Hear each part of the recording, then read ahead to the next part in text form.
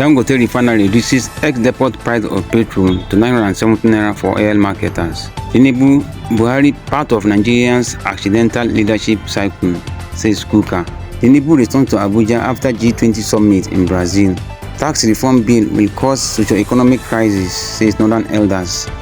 Summary of the news.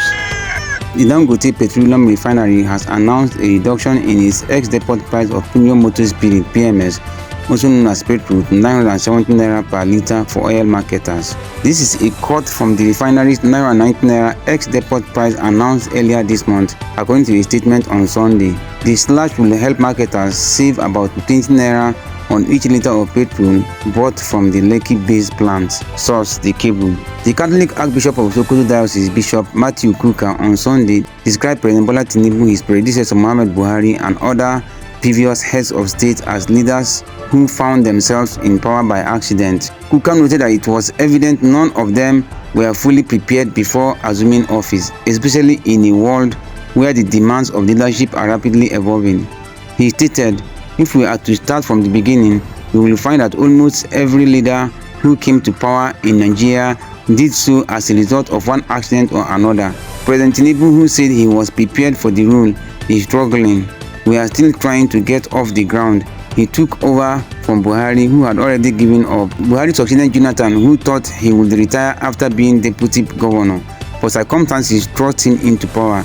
Jonathan succeeded Yar'Adua, who had planned to return to teaching at Ahmadu Bello University after his governorship.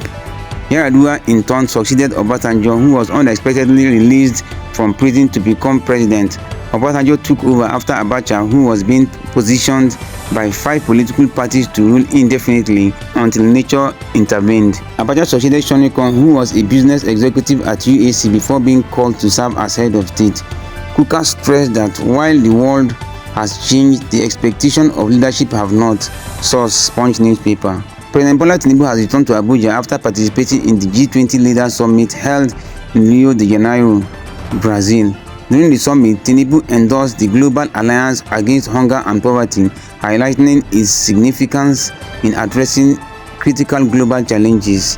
He described the initiative as pivotal to fostering sustainable development and economic inclusion worldwide.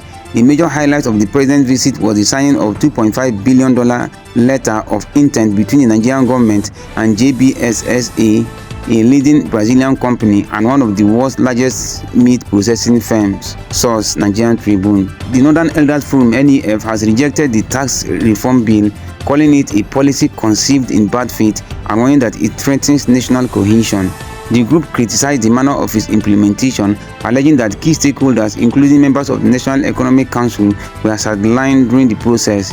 The convener of NEF, Professor Ango Abdullahi, in a communique on Saturday after the forum's Board of Trustees' second biannual meeting in Abuja, warned against dubious policies that will further marginalize the North's resource potential. The forum lauded the Northern States Governors Forum and Northern Nigerian Council of Traditional Rulers for opposing the bill, describing their stance as patriotic, while urging northern politicians in the National Assembly to speak out against it. The meeting seriously maintained that in its present form, the tax reform bill is conceived in bad faith, poorly packaged, and it is a palpable threat to our unity and national cohesion.